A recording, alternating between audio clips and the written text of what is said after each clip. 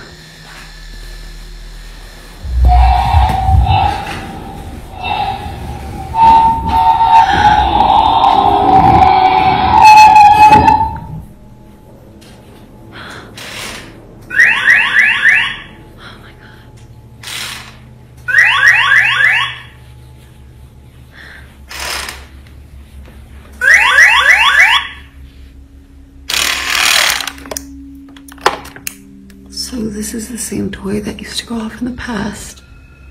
And it's always terrified me since. Because I would ask it questions and it would answer with noises.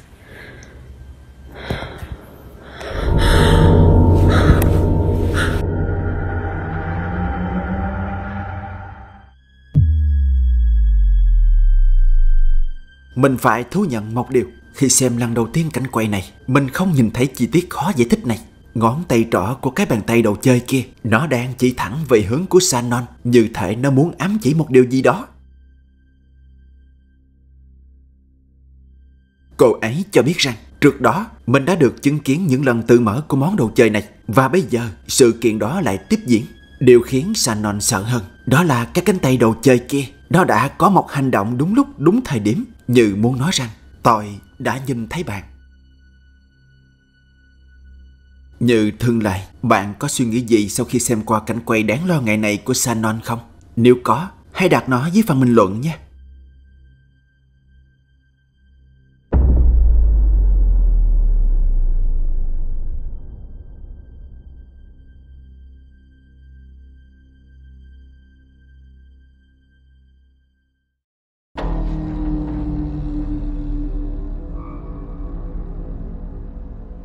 Một viện bảo tàng riêng dành cho bức tượng sáp bà Maria Sabina. Gần đây có nổi lên một đoạn video ghi lại một sự kiện rất khó giải thích. Được biết cảnh quay này được ghi lại bởi một người cha sau khi ông ấy đi tham quan viện bảo tàng này. Và khi trở về nhà, ông đã kể lại với con trai rằng viện bảo tàng có điều gì đó không ổn. Không rõ nguyên nhân vì sao, nhưng trong lúc tham quan, ông ấy có ghi lại cảnh quay ngắn này.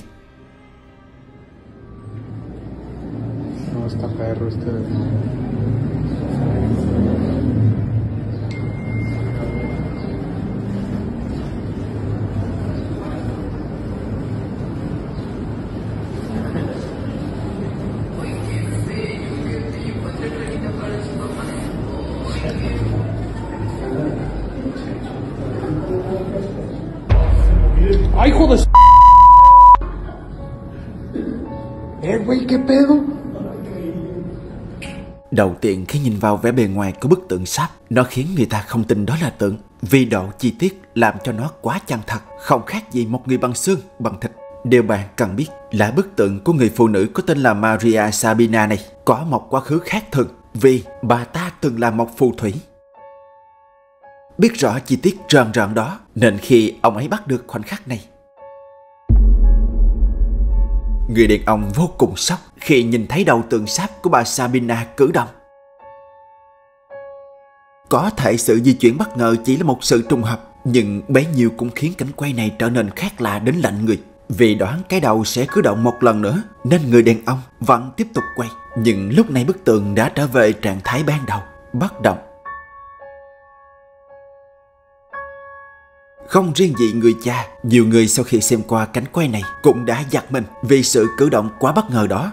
Riêng người đàn ông đoán rằng có thể sự di chuyển đột ngột kia là do một phần thiết kế của tượng sáp. Nhưng theo lời ông chủ của bảo tàng này, bức tượng hoàn toàn không có cơ chế đó. ¿Qué onda, amigo? No, amigo, no manejo nada de mecatrónica. Es una figura totalmente en cera. Mira, es una pieza total rígida, no se puede manipular. Te digo, no tiene nada. Te digo, mira, te muestro.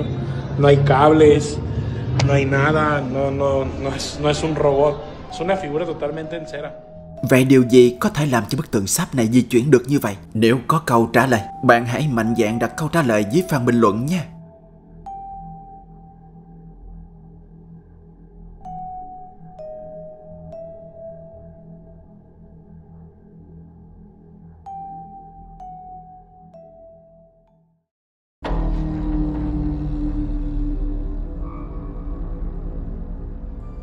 Sau khi dài dột chơi thử trò cầu cờ trong nhà và kết thúc trò chơi không đúng cách, một thanh niên có tên là Castanon đã vô cùng hối hận khi trong nhà anh bây giờ đâu đâu cũng xảy ra những hiện tượng rất đáng lo ngại. Và phiền toái nhất là khi anh ta bị đánh thức lúc nửa đêm như thế này.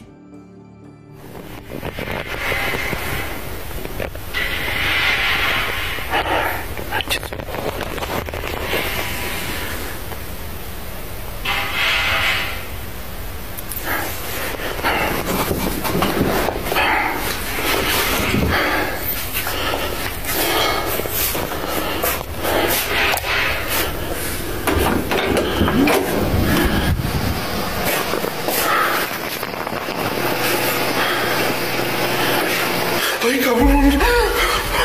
No manches. ¿Qué era eso? No.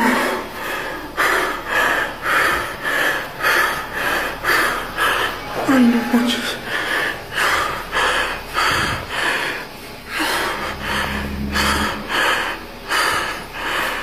No.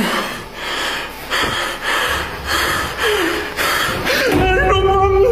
Một lần nữa những âm thanh tiếng động liên tục phát ra trong nhà. Và khi đi kiểm tra, chính mắt anh ta đã nhìn thấy sự xuất hiện của một thứ gì đó xám ngắt đang thò ra từ vách tường trong căn bếp. Lập tức Castanon chạy đến như muốn bắt quả tang. Nhưng khi đến đây, rõ ràng không có gì ở gần bức tượng cả. Nhưng đó không phải là điều đáng sợ duy nhất mà anh ta đã từng trải qua trong đêm hôm ấy. Trong khi cố gắng bước về phòng, đột nhiên cánh cửa phòng ngủ của Castanon đóng sầm lại một cách đầy giận dữ ngay trước mặt anh ta. Và sau những gì đã xảy ra, Castanon không bao giờ dám chơi trò chơi cầu cờ thêm một lần nào nữa. Điều may mắn là không rõ vì sao, nhưng theo thời gian, những sự kiện đáng lo ngại kia cũng giảm dần theo năm tháng.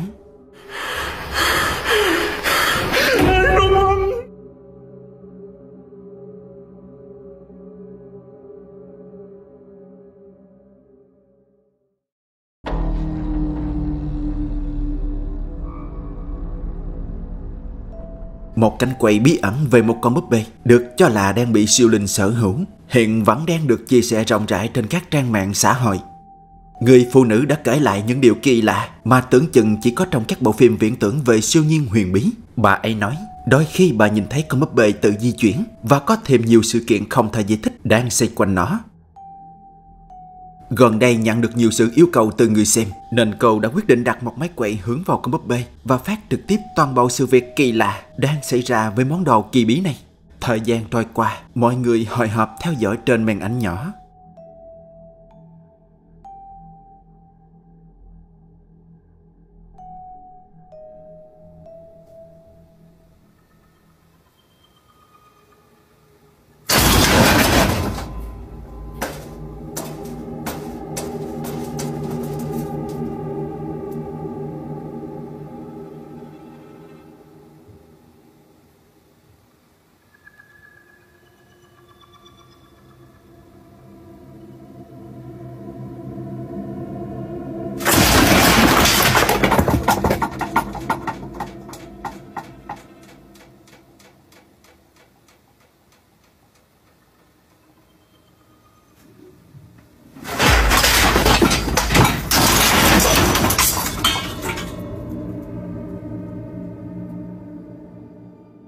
Bạn cũng có thể thấy con búp bê hoàn toàn ngồi yên, nhưng những món đồ xung quanh nó lại bị tác động một cách cực đoan như vậy. Cảnh quay thiếu ánh sáng hoàn toàn không thể thuyết phục được một số người xem hoài nghi. Họ nói trong cảnh quay có điều gì đó mờ ám vì những sự tác động mạnh bạo kia có thể được dàn dựng trước. Nhưng bên cạnh đó, một số người càng tin hơn, giả thuyết cho rằng con búp bê bị sở hữu là không chính xác, vì rõ ràng những hoạt động siêu nhiên mạnh bạo kia đang xảy ra xung quanh nó. Điều đó cho thấy bây giờ rất có thể ngôi nhà là nơi siêu linh muốn sở hữu hơn là con búp bê kia. Và tính đến thời điểm hiện tại, cảnh quay này vẫn là một bí ẩn gây ra nhiều tranh luận trên các nền tảng. Vậy còn bạn có suy nghĩ gì về cảnh quay kỳ bí này không? Nếu có, hãy đặt nó dưới phần bình luận nha.